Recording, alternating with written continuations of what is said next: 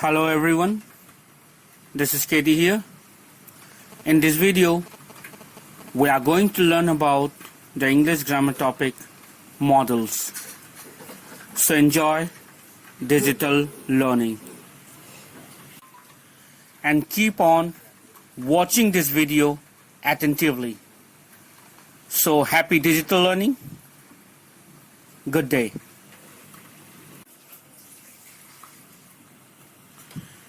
Now we are going to discuss models. I'm going to explain in this video what are models, what are the various types of models and its uses. So attentively watch this video from beginning to end and understand. So let's start models. Modal verbs are a kind of auxiliary verb. They facilitate the main verb for suggesting potential, expectation, permission, ability, possibility, and obligation. When used with the main verb, modal verbs do not end with s for the third person singular. Modal auxiliary verbs never change form, but they have a different form for past tense.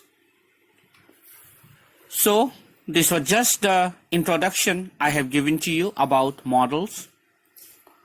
Models is a very important topic which are taught in primary as well as in secondary level. It is one of the basic structure of English grammar. So keep on understanding what I am explaining. Keep on watching this video attentively and understand. So let's move ahead. Let's see.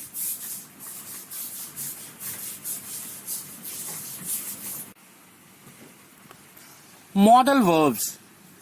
First of all, we are going to see what are modal verbs. Modal verbs are a special kind of helping verb. Point to be noted. Modal verbs are a special kind of helping verb only, which are also called auxiliary verbs. A modal verb helps the main verb to express the mood of the subject, and at the same time it can indicate possibility, persuasion, ability, willingness, etc. Some examples of modal verbs are can, could, will, would, may, might, must, should.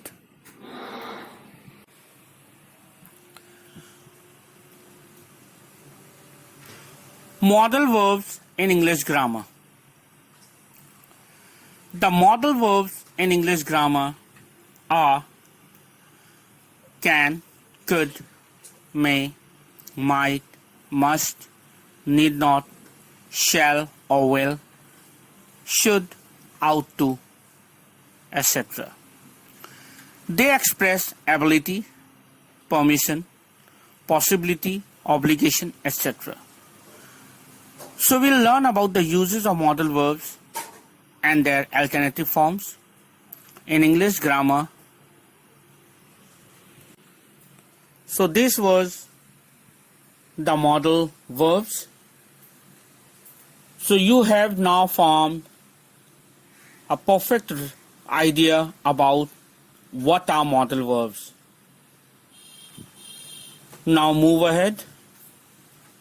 Different types of modals verbs we have. Let's see.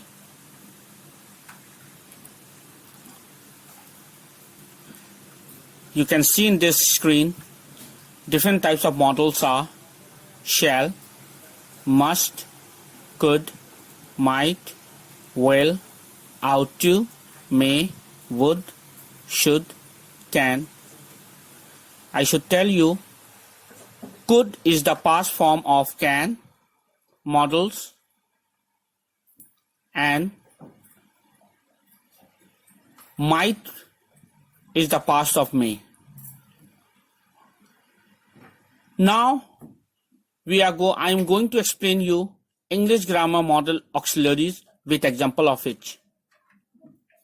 Each type of models I am going to explain now, its uses, its mood. So pay attention and watch this video attentively.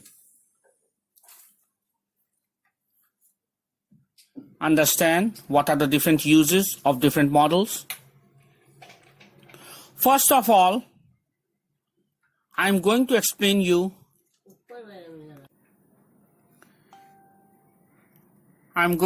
you can see on this screen can, the model can, and it is left side, it is written the use, an example is on its right side. Let me explain you. Can is used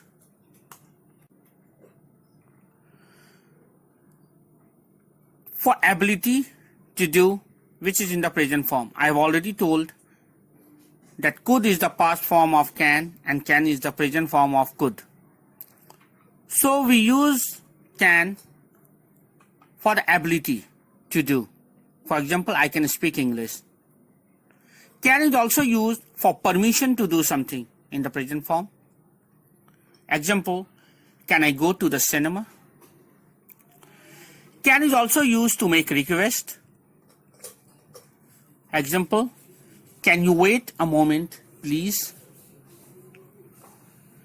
Can is also used for offer. Example, I can lend you my car till tomorrow. Here it is the offer. Can is also used for suggestion. Can we visit grandma at the weekend? It is a suggestion which has been given with the help of can. Now possibility. Can is also used to establish possibility in the sentence. For example, it can get very hot in Arizona. This is the possibility the speaker is thinking. So I hope you have understood the use of can. Now let's move to another model, could. Could. On the screen you can see the model could, which is the past form of the model can. Now let's see the uses. Could is used for ability but in the past form. For example, I could speak English. This is the ability but in the past form. For permission to do, but this is also in the past form, mean the substitute to be allowed to. Example, I could go to the cinema. Could is also used for polite question. Example, could I go to the cinema please? This is a polite question. Could is also used for polite request. Example, could you wait a moment please? This is a polite request. Could is also used for polite offer. I could lend you my car till tomorrow. This is politely lending something. Could is also used for polite suggestion. For example, could we visit grandma at the weekend? Could is also used for possibility. Example, possibility in the past. You have to keep in mind possibility in the past. Example, it could get very hot in Montana. That's mean here the possibility is shown. So this was the uses of the model could. I hope you have understood. Now let's move to another model.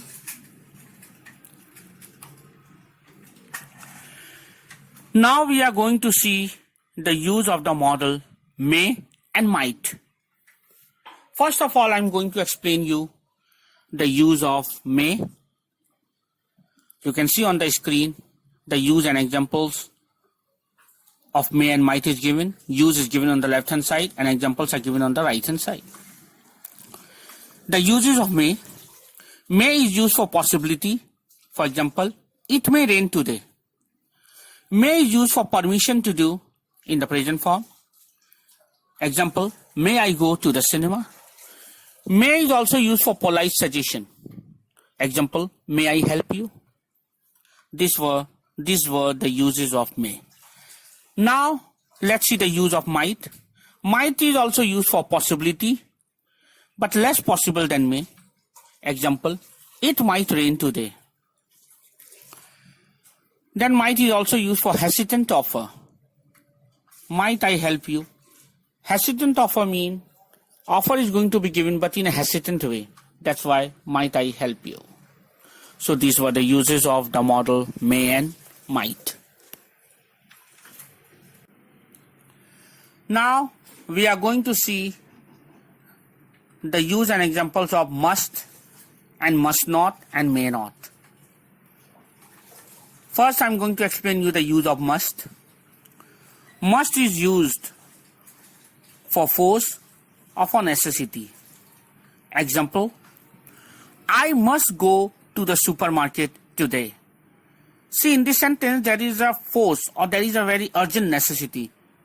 That is why it has been used must here. Then must is also used for possibility. You must be tired. Must is also used for advice and recommendation. Example, you must see the new film with Brad Pitt. Here, advice or recommendation or suggestion is given with the help of must. Now let's see the use and example of must not and may not. Must not or may not is used for prohibition. That means to stop something. Must is a little stronger. Must is a little stronger in use. For example, you must not work on Dad's computer. And another example, you may not work on Dad's computer. These are the prohibition. And must is a little stronger. So we have seen the use and example of must, must not and may not. I hope you have understood. Now let's move ahead.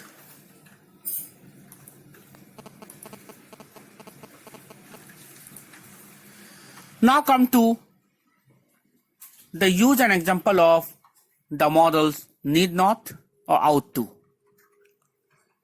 Now I'm going to explain you the use and example of need not. Need not is used for the instances which is not so necessary. Which is not necessary, we use need not. For example, I need not go to the supermarket. We are going to the restaurant tonight. Now let's see the use and example of ought to. Ought to is used similar like should. Ought to sounds a little less subjective. Ought to is used for advice.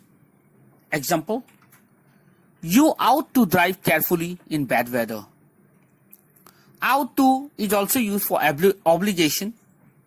Example, you ought to switch off the light when you leave the room. So here we have seen the use and example of need not and ought to.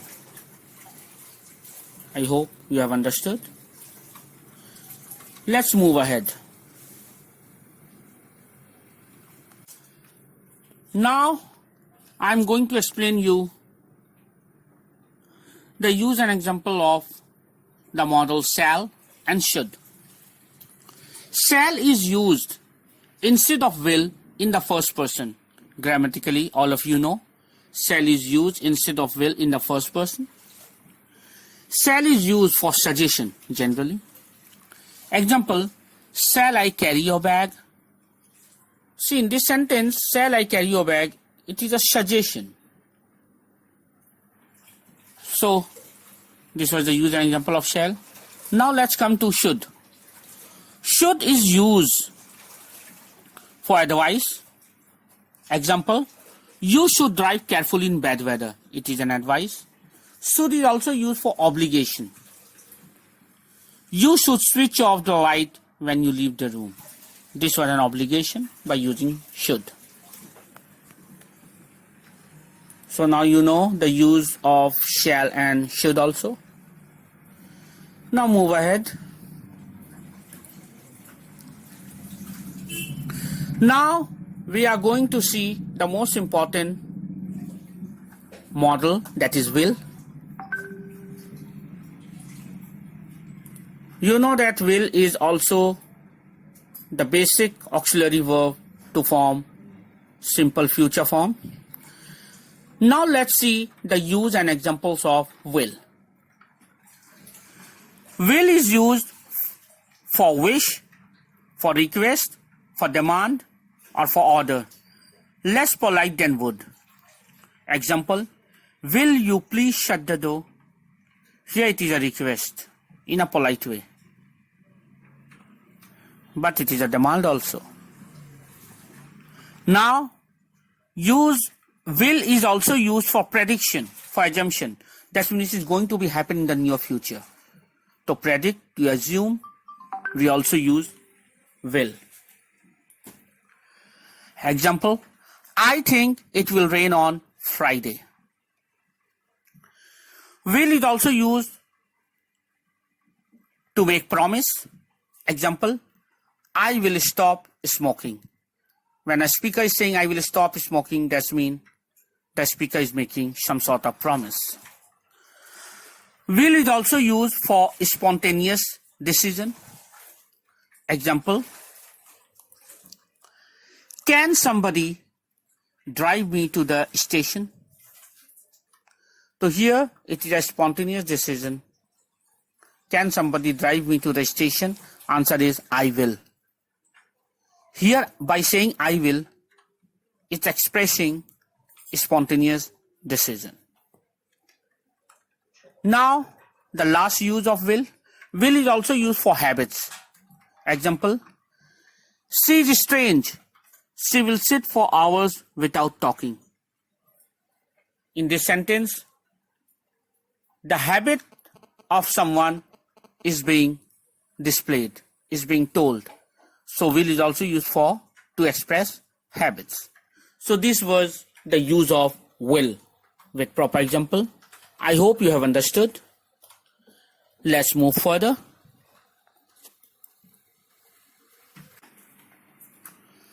Now I'm going to explain you the use of would.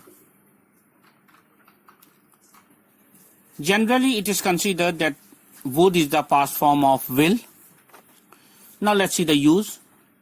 Would is used for wish and for request, more polite than will. Example, would you shut the door please? It is more polite than will. Now would is also used for habits in the past. Example, sometimes he would bring me some flowers. So this was the use of would.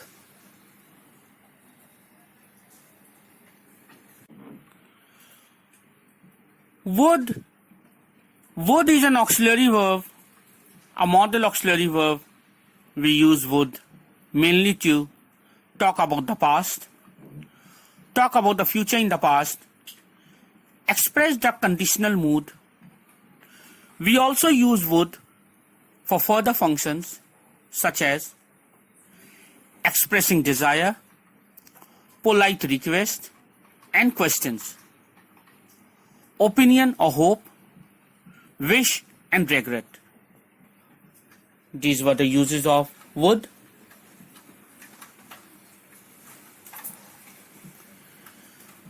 Now let's see here structure of would. The basic structure of would is subject plus auxiliary verb would plus main verb. Note that the auxiliary verb would is invariable. There is only one form, would. The main verb is usually in the base form, that is, he would go. So, this was the use I have shown of would.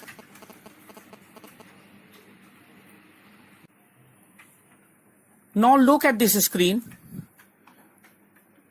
Look at the basic structure again with positive, negative and question sentence with the use of would.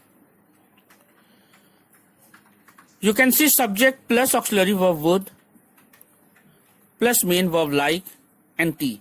So the sentence become I would like tea.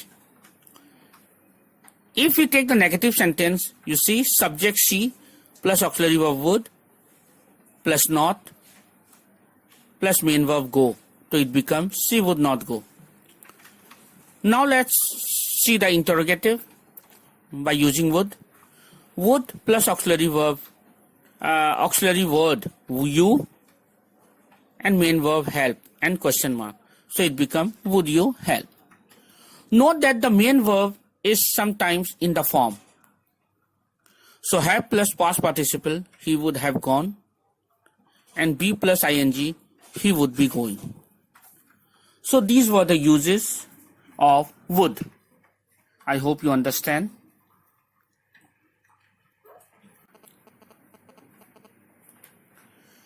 Now let's see the importance of modals. I'm going to explain you the importance of modals. Pay attention.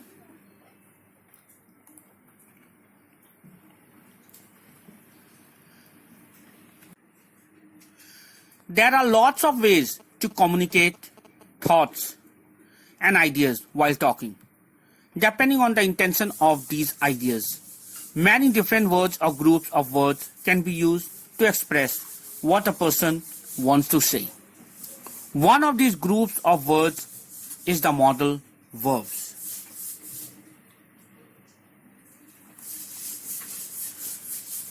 The modal verbs in English are very particular. They share some characteristics that make them unique, but all of them have the same principle in common. They talk about modality, which is the attitude the speaker has about the situation he or she is describing.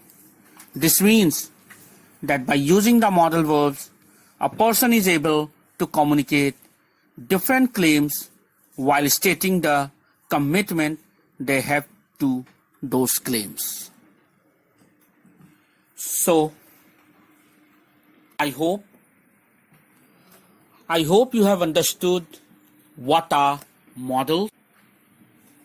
You have understood its uses with proper examples. I hope I have did my level best to clear your concept and doubts about modal verbs. I hope you have liked this video. Thanks for watching this video. Keep on watching my video. Happy digital learning. Goodbye.